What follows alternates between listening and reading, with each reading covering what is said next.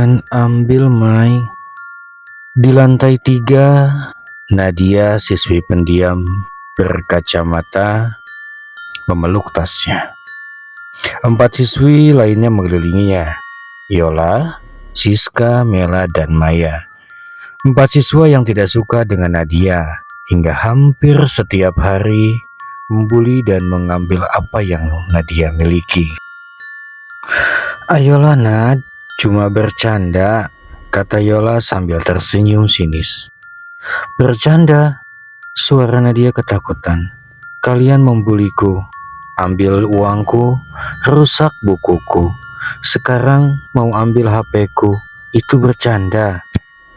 Siska mendorong bahu Nadia. "Dasar anak miskin, sok cantik." Nadia mundur. Punggungnya menyentuh tembok pembatas lantai 3. Air matanya terjatuh. "Tolong lepasin, aku mau pulang." Mela tertawa kecil. "Pulang? Sebelum HP itu kamu serahkan dan bersujud, kamu gak bisa pulang." Maya mendekat. Nadia makin terpojok. "Kamu itu gangguan, sekolah kita bakal lebih tenang tanpa kamu," Maya berkata dan mencekik Nadia. Nadia berontak, dan tiba-tiba tanpa sengaja Maya mendorong tubuh Nadia hingga terjatuh.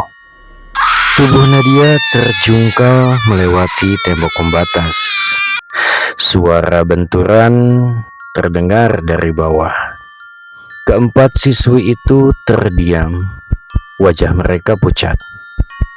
"Dia jatuh," bisik Yola ketakutan. "Aku tak sengaja," kata Maya. "Dia terpeleset," Yola menimpali. Keempat siswi itu mengarang cerita bohong melihat Nadia loncat dari lantai 3. 2 hari setelah kematian Nadia, kejadian aneh menimpa keempat siswi itu. Maya terbangun tengah malam. Napasnya terengah. Ia mimpi didatangi Nadia. Saat bangun, terdengar suara pelan, lembut namun mengerikan. "Maya." Maya menoleh. Sosok Nadia duduk di meja belajar dengan seragam robek. Lehernya miring, darah menetes dari kepalanya. "Mai, kamu yang buat aku jatuh. Kembalikan hidupku." Keesokan harinya, Maya ditemukan pingsan oleh ibunya. Dan sejak itu Maya selalu menjerit dan berteriak, maafin aku." Dan 2 hari kemudian, Maya ditemukan tergantung di pohon jambu belakang rumah. Siska melihat bayangan Nadia di cermin toilet lantai 3 sekolahnya. Sosoknya sangat menakutkan. "Siska, kembalikan hidupku." Lalu terdengar tangisan menyayat hati dari Nadia. Siska menjerit, berlari ketakutan dan nahas. Saking ketakutannya, Siska terpeleset saat hendak turun tangga. Siska jatuh hingga dikabarkan tewas saat perjalanan menuju rumah sakit. Lalu Yola mengalami kecelakaan saat pulang sekolah.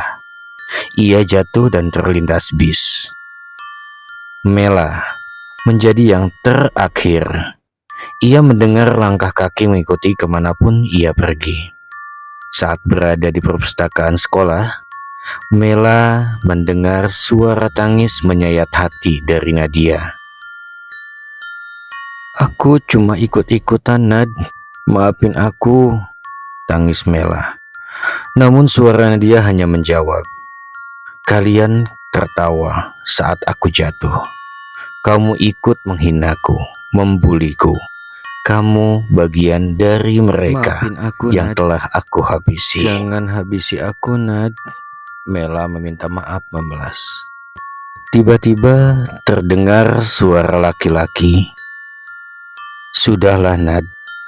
Dendam tidak akan membuatmu tenang." Mela menoleh. "Tolong aku, Bayu. Laki-laki itu Bayu, siswa kelas 12. Sejak kecil, Bayu bisa melihat arwah. Saat itu pun tak sengaja ia melihat Mela dan arwah Nadia. "Kak Bayu tidak perlu ikut-ikutan," kata Nadia pelan. Bayu menjawab dengan tenang. "Aku bisa bantu kamu tenang. Syaratnya, maafin dan lepasin Mela." "Kak, aku capek. Aku sakit hati. Mereka membunuhku." Suara Nadia lirih tak lagi penuh amarah. "Aku cuma mau mereka ngerasain sakitku." Bayu menunduk. "Walau kamu sudah balas dendam dengan menghabisi Maya, Yola, dan Siska, kamu tidak akan tenang dengan dendammu, dan kamu akan terikat di sini selamanya." Kemudian arwah Nadia menjawab lagi. "Aku gak bisa pergi." Nadia menangis. "Aku penuh benci. Asal Kak Bayu bisa menyempurnakan aku janji melepas Mela." "Baik."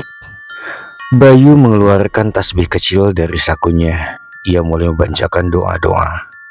"Tenanglah, lepaskan semua dendammu, Nadia." Nadia menjerit dan menangis menyayat hati. Bayu menatapnya dengan mata basah. "Kamu harus ikhlas, Nad. Buang benci dan dendammu." Tangisan Nadia berubah pelan, namun terdengar sangat menyayat hati. Tubuhnya perlahan bercahaya. "Terima kasih, Kak Bayu." Untuk pertama kalinya wajah Nadia tersenyum. Cahaya itu menghilang, menyisakan keheningan. Mela selamat, dan sejak itu Mela berjanji tidak akan melakukan lagi bully dan menyakiti siapapun.